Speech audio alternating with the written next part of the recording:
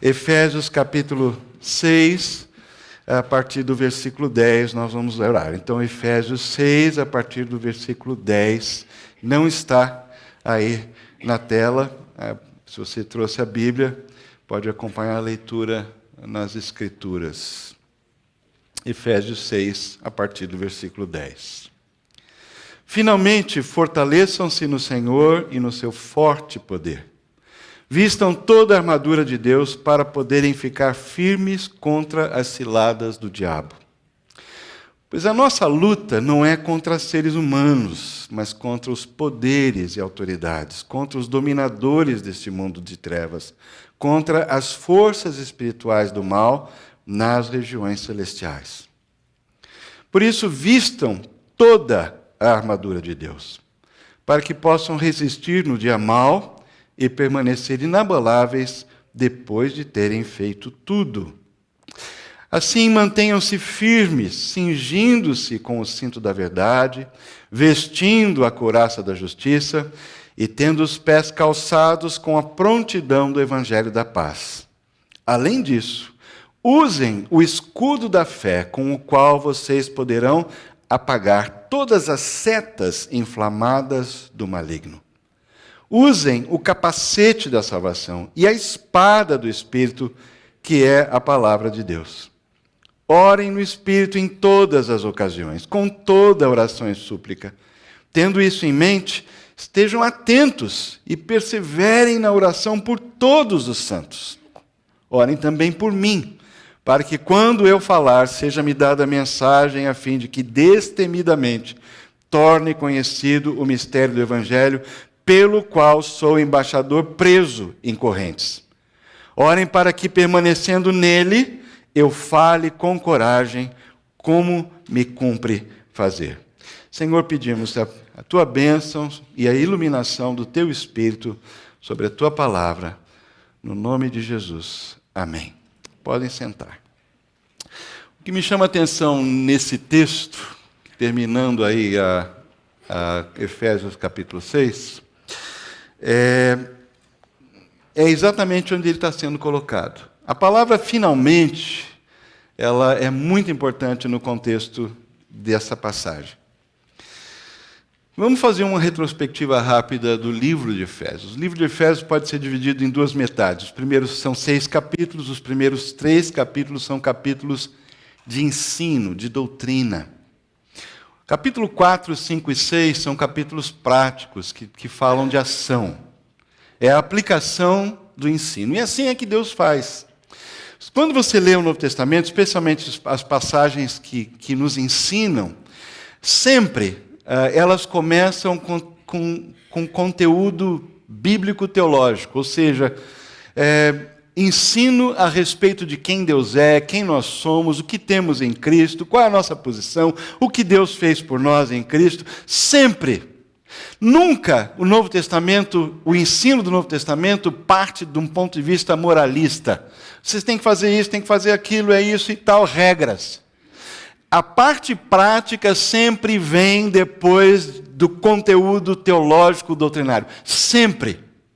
Porque o que nós fazemos depende do que nós cremos, do que nós conhecemos, daquilo que faz parte da nossa mente, do nosso coração, aquilo que serve de raiz, que fundamento para depois nós darmos frutos e vivermos uma vida no dia a dia, uma vida de prática. Mas a prática sempre segue a doutrina, o ensino, o conteúdo do ensino bíblico de quem nós somos, quem Deus é, o que Ele fez por nós. E assim é capítulos 1, 2 e 3 de Efésios. Graça. Pela graça sois salvos mediante a fé. Isso não vem de vós, é dom de Deus, não de obras, para que ninguém se glorie.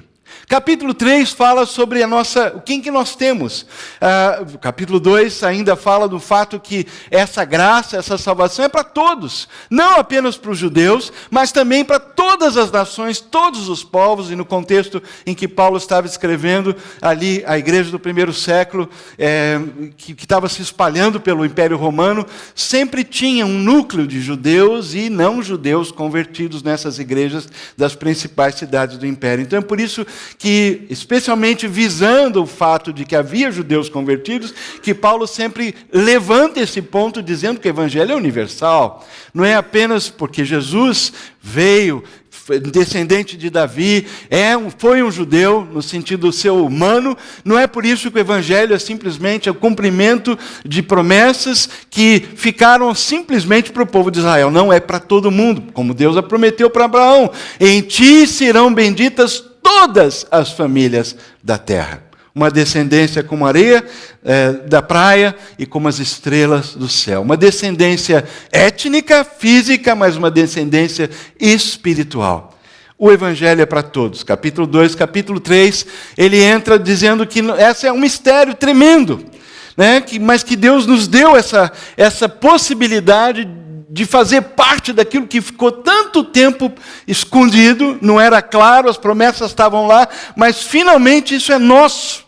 E Deus está através da igreja, através dessa obra que Ele começa fazendo em cada indivíduo que está em Cristo, mas coletivamente no corpo de Cristo, Deus está manifestando no cosmos, no universo e na terra a sua multiforme sabedoria. Através da igreja Deus está fazendo isso. Os anjos, numa outra passagem, estão debruçados na janela do céu, porque eles não podem acreditar que uma raça como nós é capaz de ser usada por Deus para dar glória a Deus. Mas eles ficam se debruçando e eu imagino que o que os anjos mais fazem é: uau, nossa, não é possível. Ele olha para a nossa vida, ele olha para a igreja, ele olha do jeito que a gente é, com tudo que a gente tem de dificuldade, e Deus recebendo glória. Porque a obra de Deus continua. Deus não para de trabalhar em nós. A gente tenta atrapalhar, a gente fica no caminho, cria confusão, mas Deus não desiste da sua obra. E os anjos se debruçam para ver o que está acontecendo, e nós somos os protagonistas. Nós somos esse espetáculo para os anjos.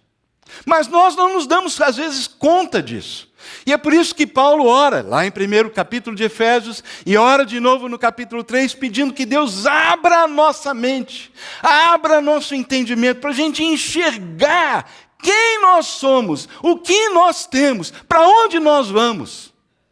Porque se a gente for imbuído disso, nós vamos viver de uma maneira melhor. Vai ser um pouquinho mais fácil. Nós vamos ser capazes de ter uma perspectiva eterna. E essa perspectiva eterna vai influenciar a nossa vida temporal na terra. Não tem como. Porque nós vamos viver como peregrinos, como forasteiros. E aí, chega no capítulo 4, é um capítulo sobre a igreja, da unidade da igreja. O corpo funcionando, se edificando mutuamente, crescendo com a colaboração de cada parte. Cada um é importante, ninguém é mais, ninguém é menos no corpo. E a maturidade é esse caminho pelo qual nós entendemos o papel de cada um e como todos são importantes. De tal maneira que o grande herói é sempre Cristo.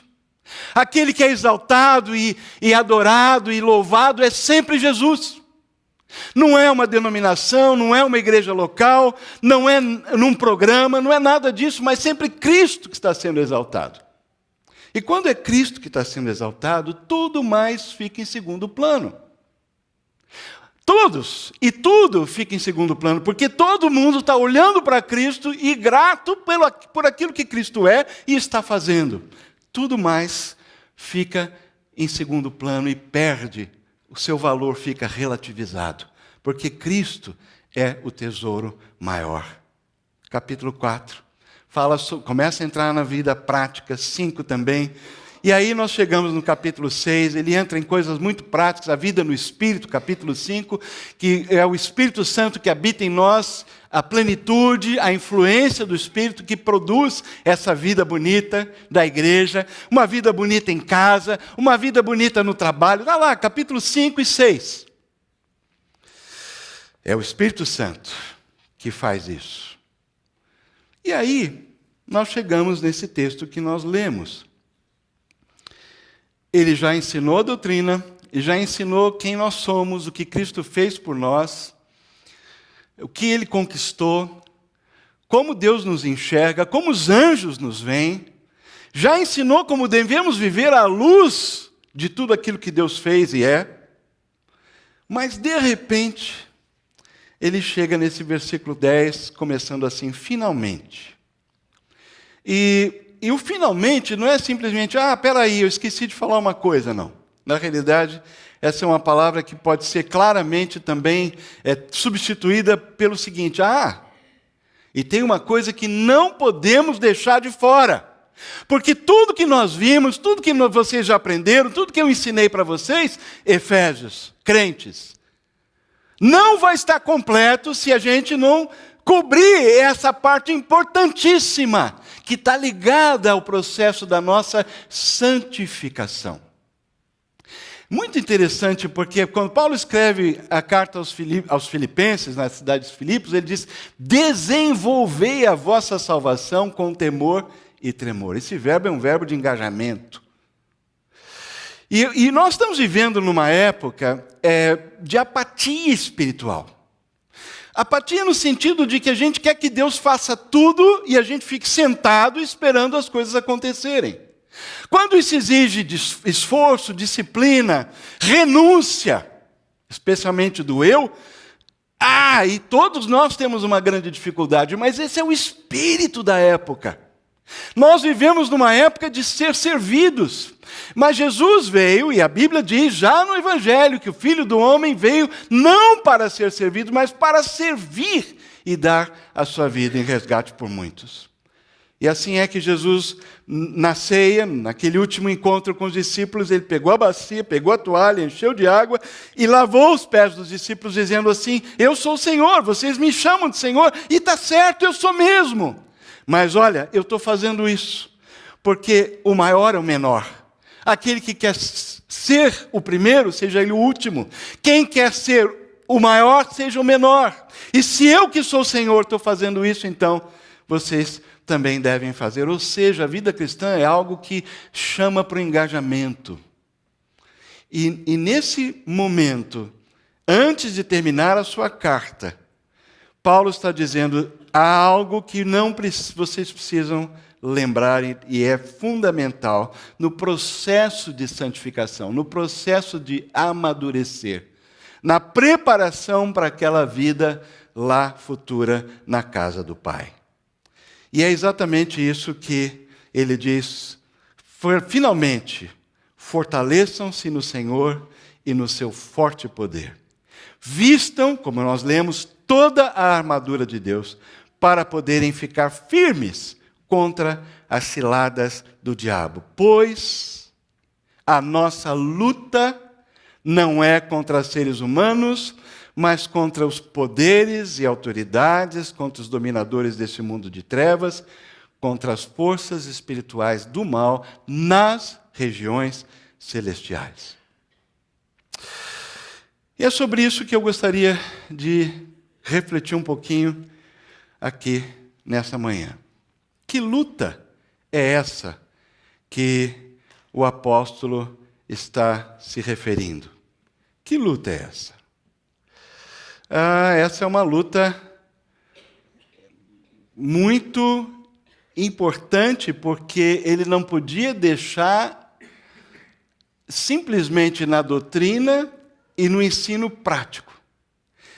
Ele teve que incluir essa dimensão, porque se nós ficarmos simplesmente confiando naquilo que recebemos de Deus, e Deus fez e faz por nós, e simplesmente nos esforçando por viver a vida cristã na prática, sem entender que existe uma luta sendo travada, nós vamos perder uma dimensão importante e vamos ter dificuldade no nosso crescimento espiritual. Porque a nossa tendência é enxergar só o que os nossos olhos veem. Então, por exemplo, se eu estou me sentindo mal, eu vou lá na prateleira de remédio e eu já tenho uma ideia, né? Porque se for uma dor de barriga, eu pego lá o quê? Um Floratil, é isso? Né? Se eu estou com uma enxaqueca, eu vou lá e pego um Cefalive, né? um Biprofenide, ou sei lá, tem vários remédios. Se eu estou não consigo, se eu estou cansado e não consigo dormir, eu pego lá um remedinho para ser um indutor do sono, né?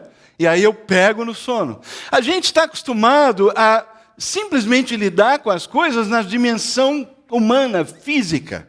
E resolvemos dessa maneira as coisas, mas de uma forma paliativa e muito superficial. As causas, o que está por trás, às vezes, nós deixamos para resolver quando chega num momento crítico, né? Porque aquilo é reincidente, a dor não passa, aí a gente procura um médico. E normalmente quando a gente procura um médico, quando nós procuramos um médico, às vezes a coisa é mais complicada do que a gente imaginava e o tratamento vai requerer mais esforço e muito mais do que a gente imaginava. Da mesma forma é em relação à vida cristã. O que a Escritura nos ensina nessa passagem que lemos, em primeiro lugar, é que a vida cristã é uma luta de fato. A nossa luta não é contra seres humanos, versículo 12 do capítulo 6, mas contra os poderes, as autoridades, os dominadores deste mundo de trevas, contra as forças espirituais do mal nas regiões celestiais. É luta. É luta. Esse é um tema que ficou um pouco desgastado, né? A gente vive num mundo também, um espírito de tolerância, de não confrontação. A gente não gosta de criar caso. A gente dá a volta, enrola, fala meia verdade, deixa de falar quando deveria, na hora, para a pessoa certa. Fala depois, como não deve, para a pessoa errada. Mas a gente vive sempre tentando rodear. Mas a imagem que o apóstolo, inspirado pelo Espírito Santo, está colocando na nossa frente é que a vida cristã ela é uma luta de verdade. É uma batalha. Ela é uma guerra. E quer a gente queira, quer não queira, é assim. Ah, mas, por favor, não.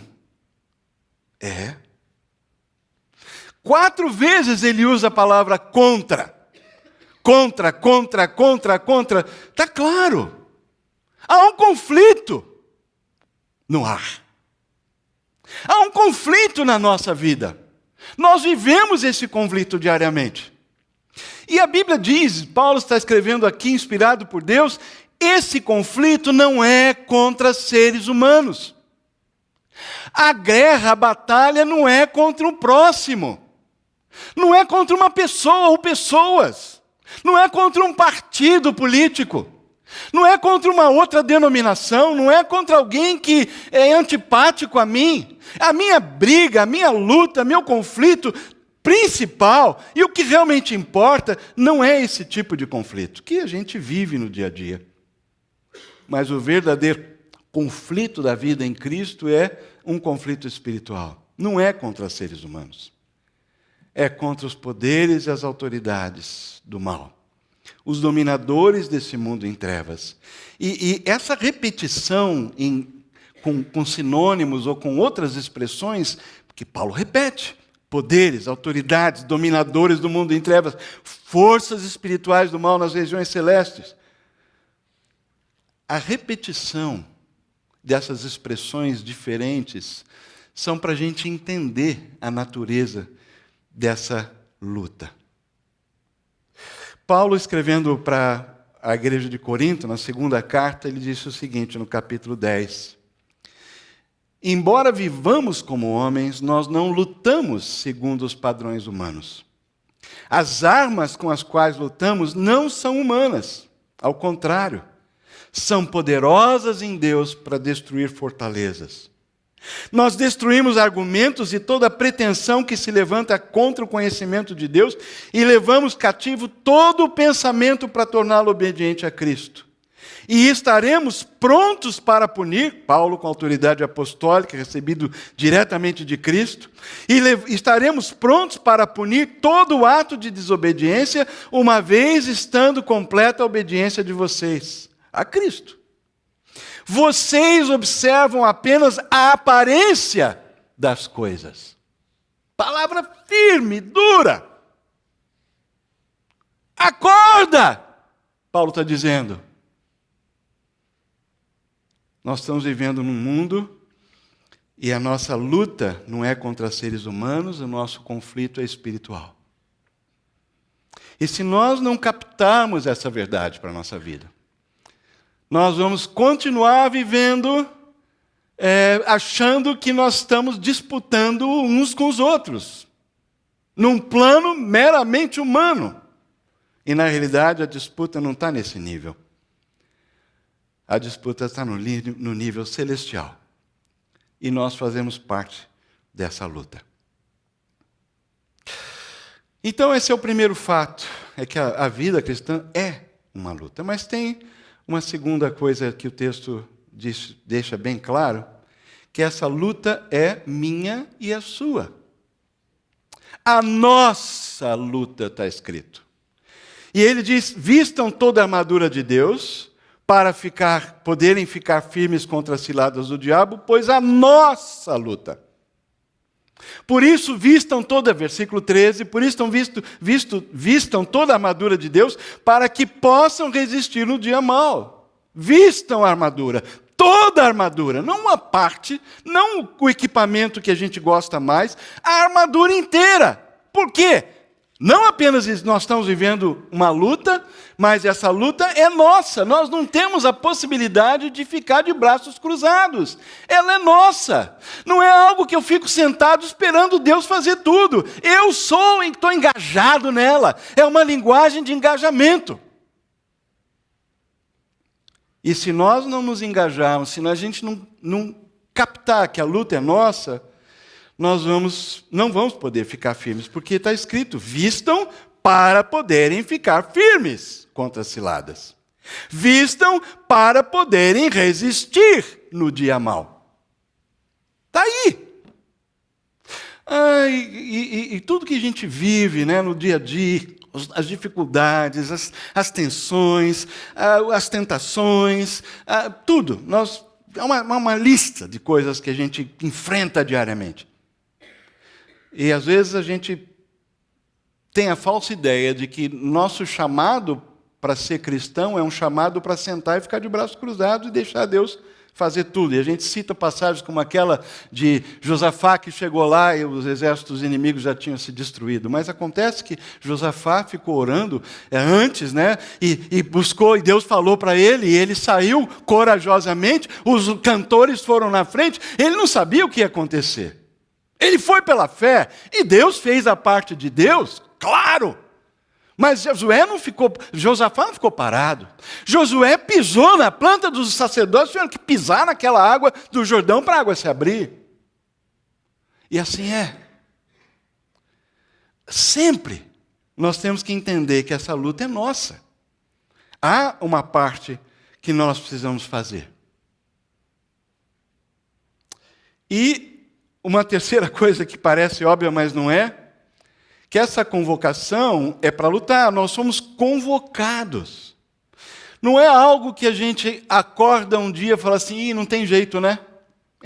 Vamos ter que, é uma luta mesmo, vamos ter que enfrentar. Não, Deus nos chama para essa luta. A luta é dele. Deus está em conflito com o mal. E Ele nos chama a fazer parte dessa luta contra o mal. Fortaleçam-se, versículo 10, no Senhor e no seu forte poder. Vistam toda a armadura de Deus. É uma convocação para a batalha, é um chamado para a guerra. É toda a armadura de Deus, é o equipamento completo. Você não sai numa guerra, se você é um soldado e está numa guerra, você vai ter certeza de que tudo que você puder ter ao seu alcance para te defender e para você poder estar com uma vantagem sobre o inimigo, você vai usar. Você vai sair com tudo que você tem direito. O negócio que vê de noite, né? O tiro que sai 50 mil ao mesmo tempo. Eu estou dizendo numa linguagem de guerra. Toda a armadura, o equipamento completo.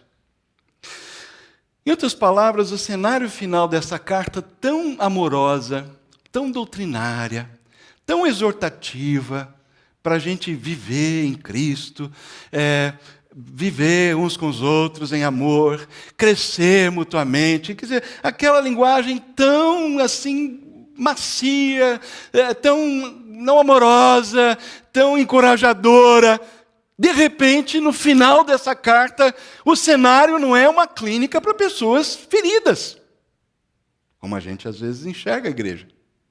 E também é também uma comunidade terapêutica, mas não é só isso. O cenário que Paulo introduz aí para fechar não é de uma clínica para pessoas feridas, mas de um quartel, preparando soldados para lutar contra o inimigo, que é muito astuto e é o mais astuto e poderoso que existe.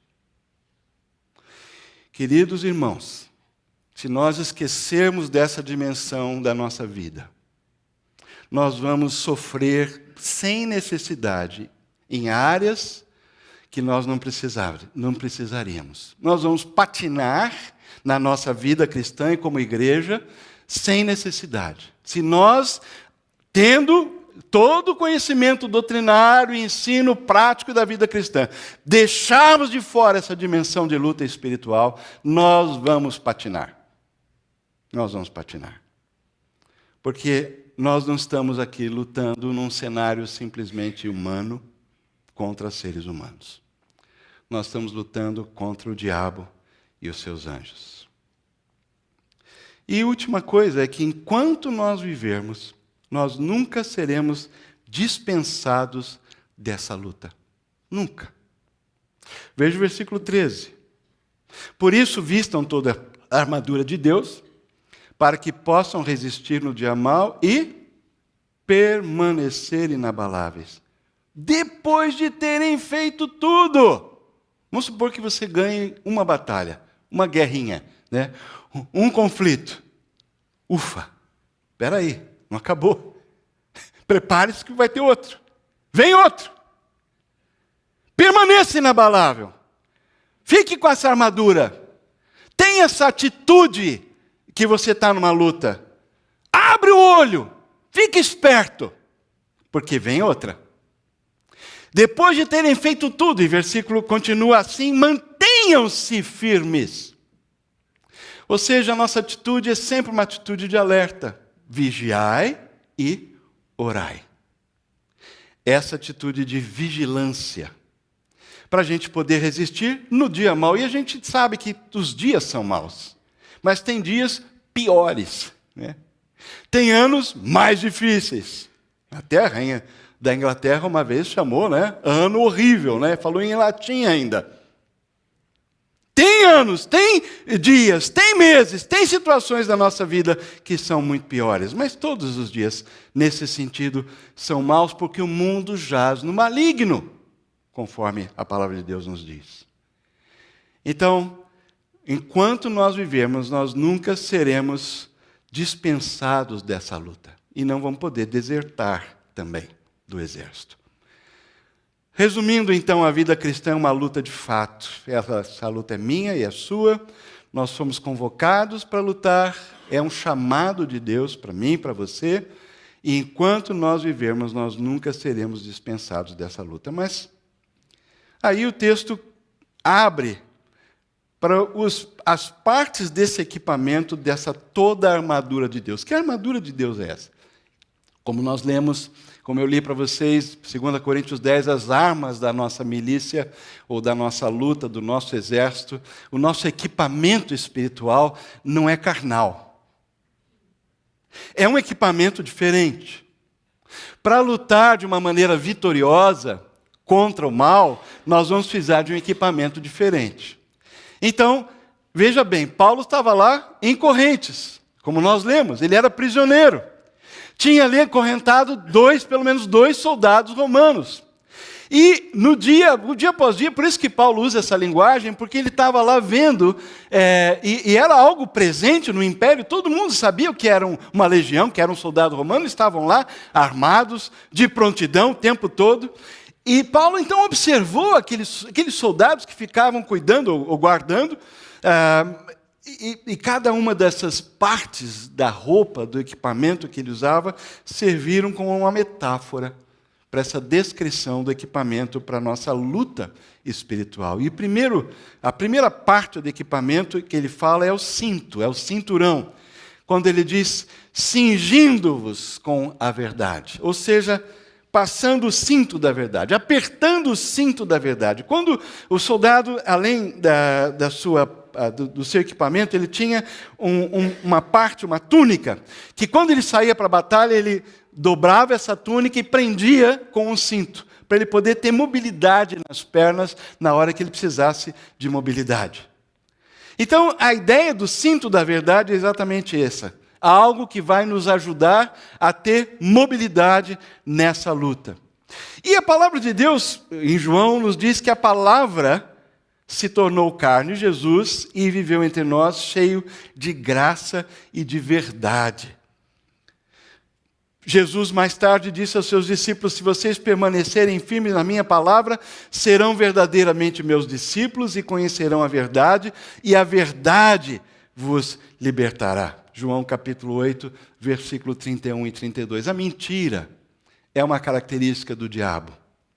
Nesse mesmo contexto, capítulo 8, versículo 44 de João, Jesus disse aos judeus que estavam vindo, disseram: mas nós não precisamos de um pai senão Abraão.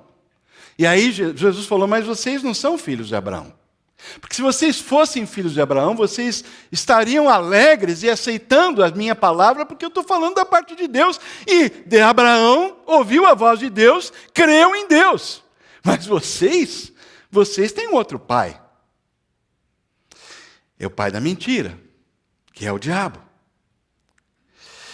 O diabo é o pai da mentira. O diabo semeia a mentira. No Éden, ele chegou para Eva, através da serpente, e disse: foi assim que Deus disse, que vocês não podem comer de nada, está tudo proibido.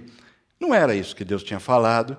Eva repetiu, entrou num diálogo, mas aí ele torceu, falando: olha, é o seguinte, mas Deus não falou tudo. Na realidade, por que ele disse que vocês não podem comer da árvore do conhecimento do bem e do mal? Porque se vocês comerem, vocês vão ser como Deus. Então, você quer ser menos ou quer ser mais? Olha tudo isso aqui. Você já tem o domínio desse jardim, do mundo, mas você não quer subir um degrau? Você não quer fazer carreira no cosmos, na criação, no universo? Então, suba um degrau, seja como Deus, e conheça a verdade e o mal, o certo e o errado. Coma da árvore. Lógico que para isso houve uma desobediência. No deserto, da mesma forma, o próprio Satanás veio tentar Jesus citando Bíblia, citando a palavra de Deus, citando o Antigo Testamento. Tentando Deus, citando a palavra de Deus. É isso que Satanás faz. Ele é o pai da mentira, ele torce a verdade.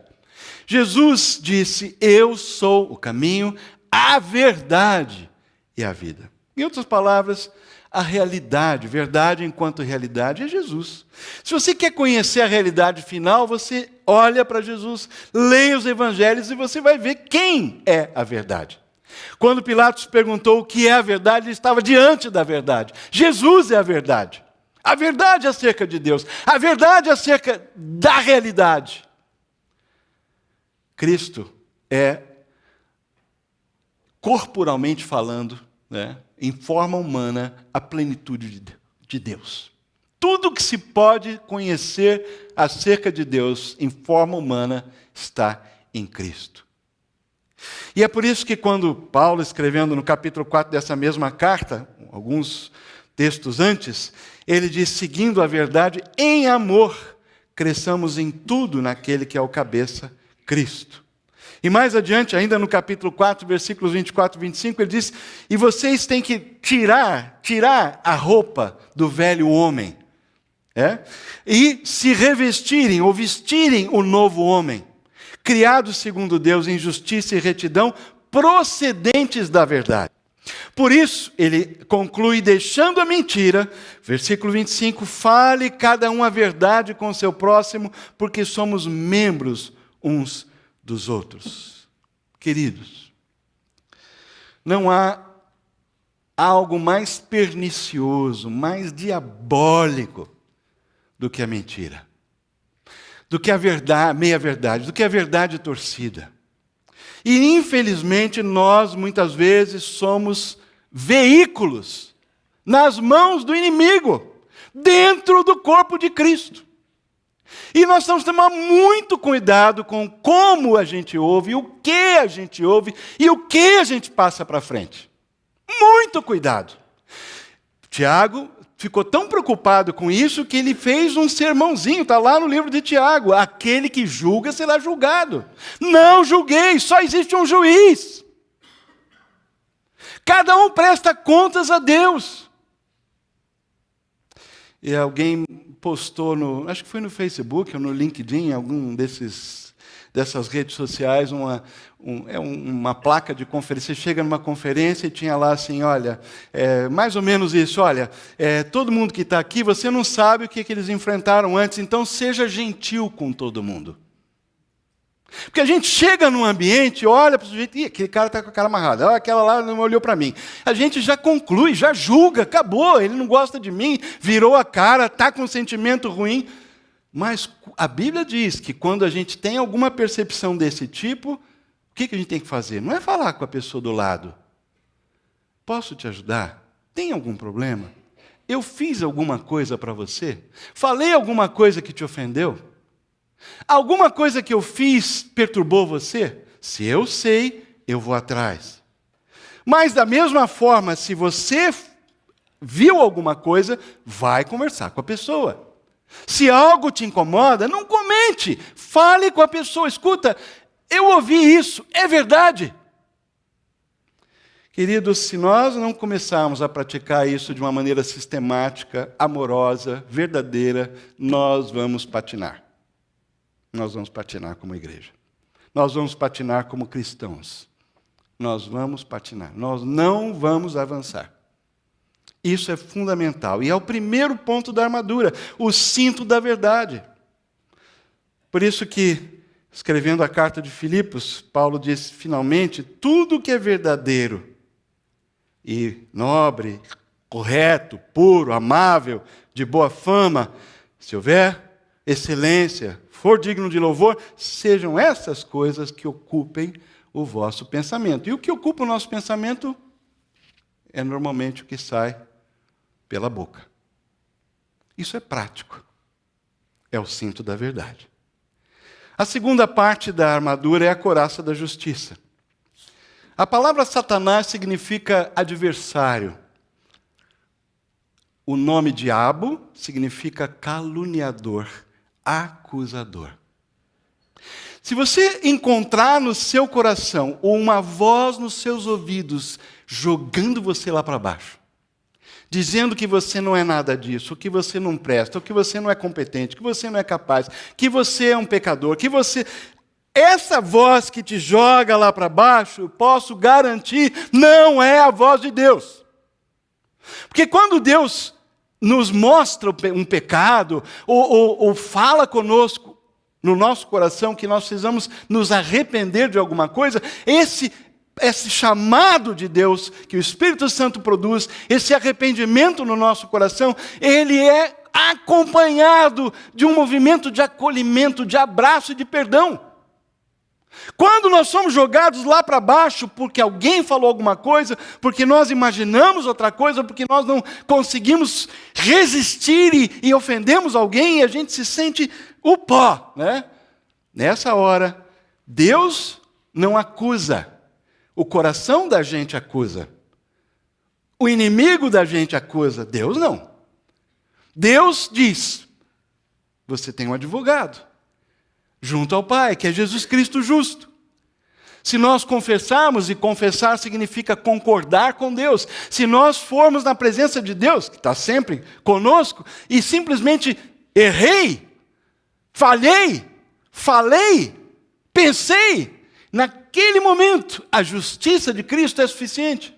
E é exatamente isso que a Bíblia diz, tendo sido justificados pela fé, não é pelo que a gente faz, não é uma reforma moral, é o que Deus fez em Cristo na cruz, pelo sangue de Jesus. Se nós fomos justificados, nós temos paz com Deus. Paz com Deus. Por meio de Jesus Cristo, nosso Senhor. E é por meio de quem nós obtivemos acesso pela fé a esta graça, na qual estamos firmes e nos gloriamos na esperança da glória de Deus. Porque não acabou, né? A obra continua. Eu estou firme agora, mas eu vou precisar ter essa experiência de estar firme, lembrando que eu fui justificado, que Deus pagou, que está pago, que eu não devo nada, que não há nenhuma condenação. Eu preciso lembrar disso, mas lembrar que isso não é o fim, isso é o hoje. Aí vai ter amanhã, vai ter o ano que vem. Mas um dia não vai ter nenhum ano, não vai ter nenhum dia, não vai ter mais o agora. A gente vai viver na eternidade. Não haverá dor, não haverá lágrima, não haverá doença, não haverá pecado. Essa é a esperança da glória de Deus. E tudo isso porque nós fomos justificados, então podemos ter paz com Deus. Paulo, escrevendo aos Filipenses, deu lá o seu pedigree, tudo que ele era, tudo que ele sabia, tudo que ele fez, um currículo incrível. E ele fala assim: considero tudo isso como perda. E no texto mais embaixo, na NVI, eles traduzem a palavra como de fato ela é. Considero tudo isso como esterco, para poder ganhar a Cristo e ser encontrado nele, não tendo a minha própria justiça que procede da lei, mas a que vem mediante a fé em Cristo. A justiça que procede de Deus e se baseia na fé. A única coisa que a gente pode fazer com a justiça de Deus é recebê-la. Recebê-la. Porque é Ele, é dele, é Ele que faz. E essa couraça da justiça é essa parte da armadura, do equipamento, dessa luta espiritual que protege essa parte do corpo onde estão alguns dos órgãos mais importantes, inclusive o coração. E nós precisamos de paz com Deus. Precisamos vivenciar essa paz com Deus. Não é uma paz baseada no que a gente é capaz de produzir, em a gente acertar todas as vezes. É uma paz que se baseia no fato de que Deus nos pronunciou justificados. Ele, em Cristo, olha para nós e nos vê justos para sempre. Que coisa! Paz! A couraça da justiça. Em terceiro lugar, calçados com a prontidão do Evangelho da Paz, versículo 15 do capítulo 6. Isso tem um eco de Isaías, capítulo 52, 7. Como são belos nos montes os pés daqueles que anunciam boas obras, boas novas, que proclamam a paz, que trazem boas notícias, que proclamam salvação, que dizem a Sião: o Senhor Deus, o seu Deus reina. Mateus 28, a gente cita muito aquela partezinha do versículo 20, e eis que estarei convosco todos os dias, ou até o final dos tempos. A gente gosta de citar esse texto, mas sabe que essa promessa de Jesus, ela está amarrada ao que vem antes. E o que vem antes foi o seguinte, capítulo 28 de Mateus, despedindo dos discípulos. Toda autoridade me foi dada nos céus e na terra, ide, portanto, fazei discípulos de todas as nações, batizando-os em nome do Pai, do Filho e do Espírito Santo, e ensinando-os a guardar todas as coisas que eu vos tenho ordenado. E aí eu estarei com vocês todos os dias. Em outras palavras, uma outra peça da armadura, que tem a ver com os calçados, as sandálias dos soldados, metaforicamente falando, é essa preparação, é essa prontidão, é essa disposição de ter o foco na missão. Para que a gente está aqui? Para que a gente está aqui? Por que a gente existe? Por que Deus não nos arrebatou na salvação? Por que Ele nos deixou aqui? Porque nós temos uma missão. Quando nós estamos prontos e preparados, calçados com o Evangelho, preparados para anunciar, para divulgar essa mensagem da paz, que Deus quer reconciliar consigo o mundo, a criação, as pessoas, que nós somos embaixadores da reconciliação, que essa é a nossa mensagem, não apenas viver entre nós, em casa, na igreja, mas anunciar a paz, porque Jesus veio e anunciou a paz. Ele é a nossa paz. E é por isso que Johannes Blau, no seu livro Natureza Missionária da Igreja, diz que a obra missionária é como um par de sandálias que foi dada à igreja. a fim de que ela se coloque no caminho, continue andando para tornar conhecido o mistério do Evangelho. E quando nós estamos engajados na evangelização, na obra missionária, em levar a mensagem da paz, prontos, preparados, se essa é a nossa atitude, isso vai servir, vai espantar qualquer demônio, vai espantar qualquer diabinho, porque nós não vamos estar dando bola para a torcida contra, nós vamos estar focados na razão pela qual estamos aqui na terra. Nossas estratégias, nossas orações, nossas conversas, nossos planos vão ser mais voltados para a razão de ser da igreja ou da nossa vida cristã. Em quarto lugar, o escudo da fé. O escudo não é como a imagem aí, esse escudo é um pouquinho menor do que o escudo mesmo, ou scutus em latim, que era um escudo comprido, mais ou menos do tamanho do corpo, que era capaz de praticamente proteger o corpo inteiro. Uma parte das armas de ataque da época eram as setas ou os dardos inflamados. Eram lançados com fogo na ponta e faziam um estrago tremendo. A gente vê isso nos filmes, né, de época. E esse escudo ele era especialmente fabricado, tinha parede dupla, tinha linho no meio, tinha uma série de preparos para que a seta, quando pegasse nele, ela automaticamente apagava. Ele tinha a capacidade de apagar a chama. Não só proteger, mas também apagar o fogo da seta. E esse é o objetivo desse escudo que Paulo usa aí, da fé. Me lembrei de 1 João 5, que o que é nascido de Deus vence o mundo, e essa é a vitória que vence o mundo, a nossa fé.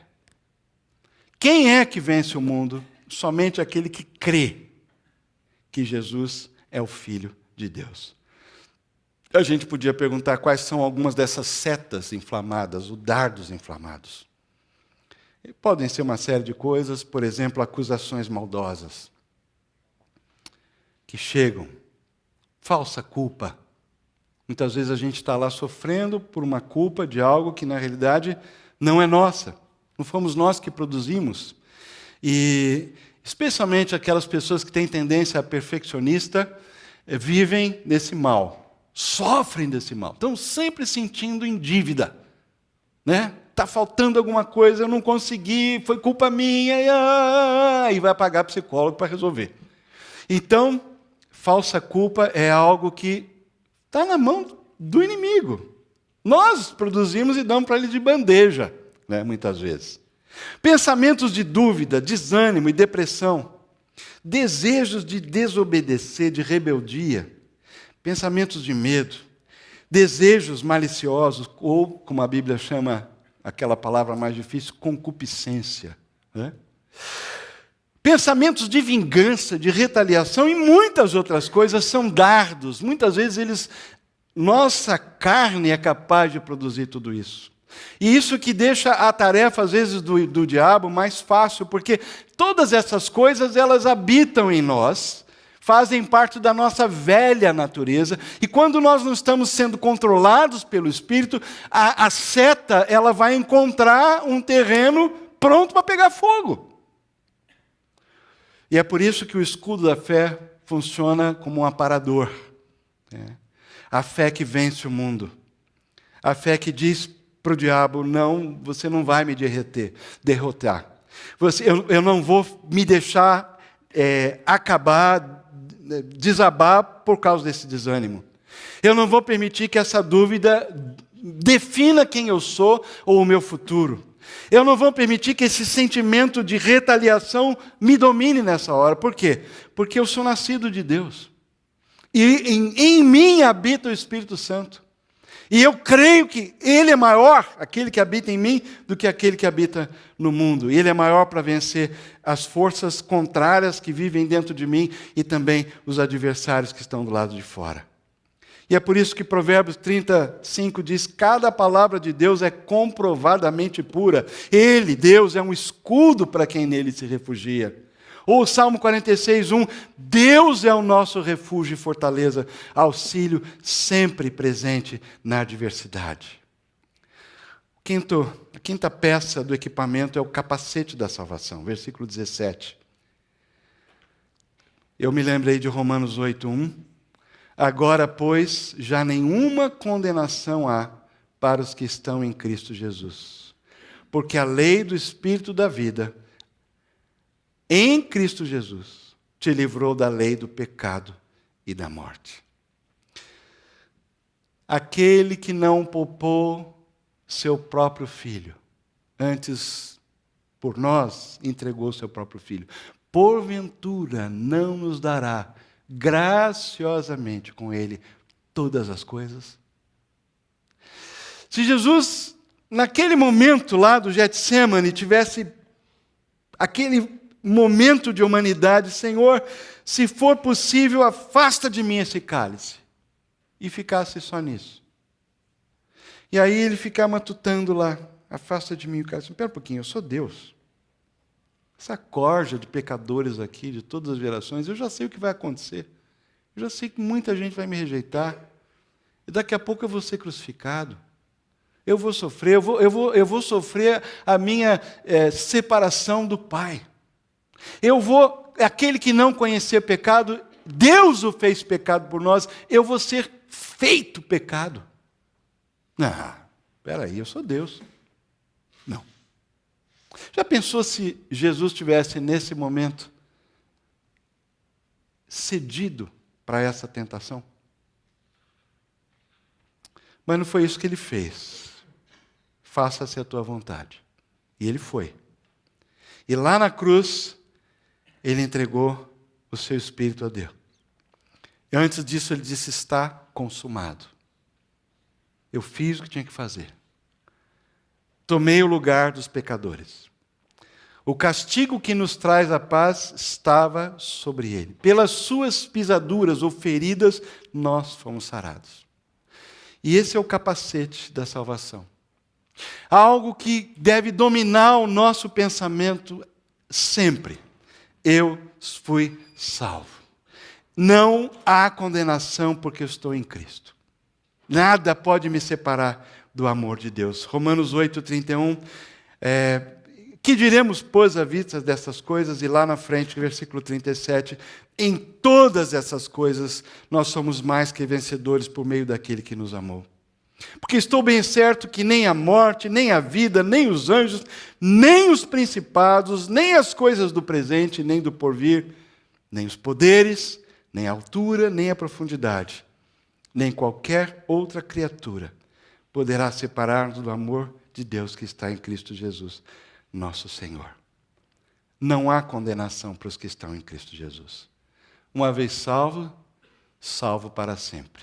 Essa é a verdade que nós pregamos e cremos aqui.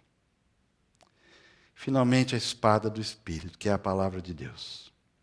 Que o escritor de Hebreus disse que é uma espada viva, é uma espada eficaz, ela faz o trabalho que tem que fazer. Ela é mais afiada do que uma lâmina que corta, dos dois lados. Ela penetra ao ponto de dividir alma e espírito, juntas e medulas, e julga os pensamentos e intenções do coração. E o versículo 13, que não está aí, continua: nada em toda a criação está oculto aos olhos de Deus. Tudo está descoberto e exposto diante dos olhos daquele a quem havemos de prestar contas. É por isso que quando Jesus se encontrava com o endemoniado, o espírito imundo pedia para Jesus não mandar os espíritos para aquele lugar, que era o inferno, o lugar onde os espíritos aguardavam a sua condenação final. Eles tinham o maior respeito por Jesus Cristo, porque eles sabiam quem é Jesus. Eles sabiam que Ele é a palavra viva de Deus. E o Espírito Santo que habita em nós, ele usa a palavra viva de Deus, que é a vida de Jesus em nós, as promessas de Jesus na nossa vida. Jesus habitando em nós, ele é a palavra viva que torna possível a nossa vitória. Portanto, nós não podemos esconder nada de Deus. Quando a palavra de Deus é pregado, ou quando a gente lê alguma coisa na Bíblia, ou quando alguém que nos ama o suficiente para falar a verdade nos exorta, nos chama a atenção de alguma coisa, acolha. Acolha. Porque essa é uma parte da armadura que não pode faltar. É com essa palavra que o Espírito vai trabalhar na nossa vida, na minha e na sua. É aí que nós vamos vencer uma tática preferida do diabo, que é nos tornar insensíveis à palavra de Deus, à Bíblia. Nós não lemos, nós não meditamos, nós não obedecemos, damos um jeitinho, mas ninguém faz desse jeito e vai por aí afora. Se eu for seguir tudo que está na Bíblia, a minha firma vai falir. E eu não estou dizendo que é fácil. Não estou dizendo que você não enfrente situações éticas complicadíssimas. Mas a palavra de Deus, ela é eterna. E aquilo que Deus fala, se cumpre. E o padrão é alto. Então essa palavra precisa trabalhar na nossa vida. Ela, em primeiro lugar, ela revela os nossos pensamentos e as nossas intenções. E uma dificuldade que a gente tem, justamente quando a gente se arvora de juiz e de crítico dos outros, é que muitas vezes nós estamos pulando a etapa de deixar que a palavra de Deus critique a nossa vida. Julgue as nossas intenções. Julgue os nossos pensamentos. E é por isso que Tiago, capítulo 4, versículos 7 e 8, diz: submetam-se a Deus. Resistam ao diabo, e ele fugirá de vós. Aproximem-se de Deus, e ele se aproximará de vocês. São dois movimentos. Resistam ao diabo e aproximem-se de Deus. Submetam-se a Deus. Às vezes nós queremos só fazer um dos movimentos. Nós queremos que o diabo não nos dê trabalho, que ele fique longe. Mas a gente não faz o movimento de submissão a Deus, de nos aproximar de Deus. Porque quando a gente faz isso, Deus vai agir e vai nos dar a vitória. Cinto da verdade, a couraça da justiça, as sandálias preparadas com o evangelho da paz, o escudo da fé, o capacete de salvação e a espada do Espírito, que é a palavra de Deus. Na realidade, todas essas são manifestações de Jesus, do caráter de Jesus. Se nós formos ver, todas essas peças do equipamento da luta espiritual apontam para a pessoa de Jesus Cristo. Como diz Paulo escrevendo à igreja da Galácia, todos vocês são filhos de Deus, mediante a fé em Cristo Jesus. Pois todos os que em Cristo foram batizados, de Cristo se revestiram. Cristo é a nossa armadura completa. Jesus é a nossa defesa e proteção. Ele também é quem nos equipa para vencer a luta. E nele, em Cristo, nós venceremos a nossa natureza pecaminosa, que é a carne. Nós venceremos o pecado que incansavelmente nos assedia. Em Cristo, nós venceremos o maligno, o diabo e seus anjos. E, na verdade, em Cristo nós não somos apenas vencedores, mas de uma maneira superlativa, nós somos mais que vencedores, por meio daquele que nos amou. Mas nós precisamos estar alertas. Nós precisamos estar munidos de toda a armadura de Deus. Toda a armadura. Cada uma dessas peças do equipamento, que refletem a pessoa de Jesus e o que Cristo quer nos dar e fazer em nós e nos equipar para vencer, todas elas falam da necessidade de nós vivermos alerta, de nós não supormos que poderemos vencer e prevalecer num plano meramente humano. Simplesmente cumprindo regras, obedecendo palavras de ordem, nos encantando com a obra e com a pessoa de Jesus, sem entender essa dimensão também fundamental de que existe uma batalha nas regiões celestes. Algo que acontece num plano invisível, mas que não é tão imperceptível assim, porque nós estamos no meio dessa luta o tempo todo. E se nós nos imbuirmos dessa verdade e cuidarmos para que essa armadura completa que a pessoa de Jesus nos fornece, que a palavra de Deus nos dá, nós seremos capazes de ser não apenas pessoas que sobrevivem aqui na Terra, mas são não apenas que vencem uma luta ou outra, mas, como disse a palavra, seremos mais que vencedores. A alternativa é patinar. A alternativa é não sair do lugar. A alternativa é sofrer sofrimentos desnecessários. Nos engajar em lutas, em conflitos humanos, que não tem nada a ver com aquilo que realmente está acontecendo nas regiões celestes. Ou seja, tem, mas a gente vai ficar batalhando aqui no plano humano, enquanto as armas da nossa luta espiritual estão lá, guardadas num armário em algum lugar, e a gente lutando, esbaforido, sem conseguir vitória. E atirando aonde não tem que atirar, que é pior de tudo. Então essa é uma palavra para mim, para nós.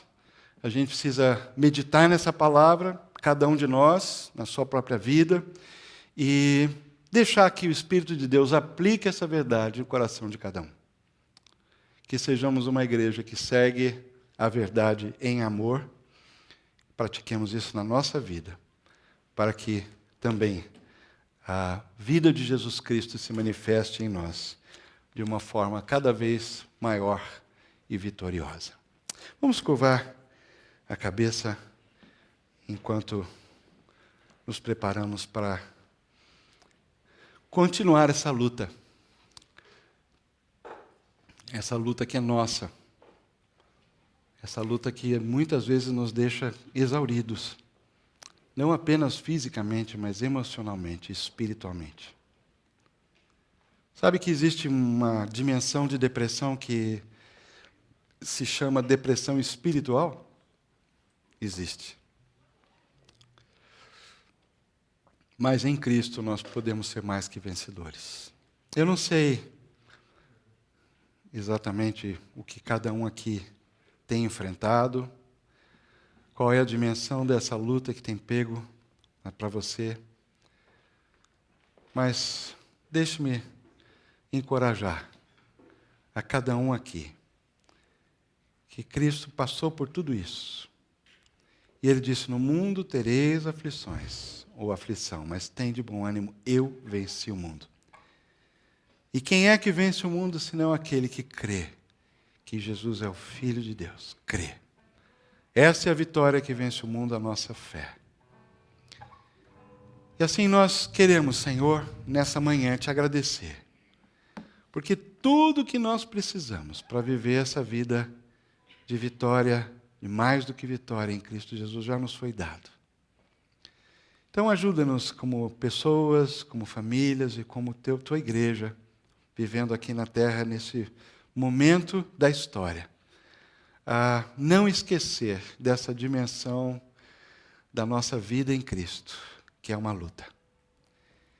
Que a gente não fique simplesmente no terreno, no plano da humanidade, e lutando com as armas carnais, mas que a gente possa usar todas as peças do equipamento espiritual que está a nosso dispor, na pessoa de Jesus Cristo. Assim oramos, agradecidos, confiando no nome de Jesus. Amém.